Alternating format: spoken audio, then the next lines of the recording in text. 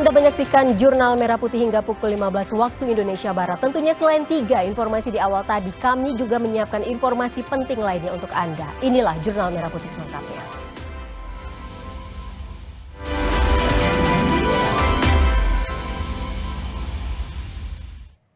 Saudara Menteri Koordinator Bidang Hukum, HAM, Imigrasi, dan Pemasyarakatan Yusril Iza Mahendra mengaku sering menerima laporan dugaan pungli di lingkungan imigrasi dan meminta KPK menelusuri potensi penyimpangan hingga ke berbagai daerah.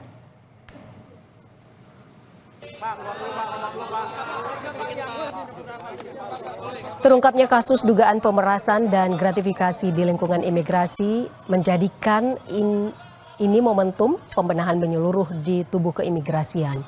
Menurut Yusril, penyidikan ini perlu dijadikan momentum untuk mengungkap berbagai celah penyimpangan yang masih terjadi di lingkungan keimigrasian.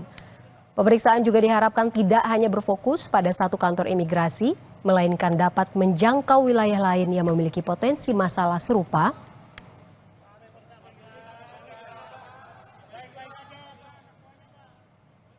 Saya terus memonitor perkembangan kasus penyidikan dugaan terjadinya tindak pidana korupsi di jajaran imigrasi, khususnya di kantor imigrasi Jakarta Barat yang telah disidik oleh KPK, dan memang saya mendapat banyak sekali masukan dari masyarakat. Masih banyak terjadi penyimpangan-penyimpangan termasuk pungutan liar yang terjadi dan dilakukan oleh jajaran birokrasi di berbagai tempat, dan ini merupakan satu masukan penting, apalagi setelah KPK telah mengungkapkan terjadinya dugaan tindak pidana korupsi baik terjadi pada tahun 2023-2024 maupun yang terjadi sekarang ini.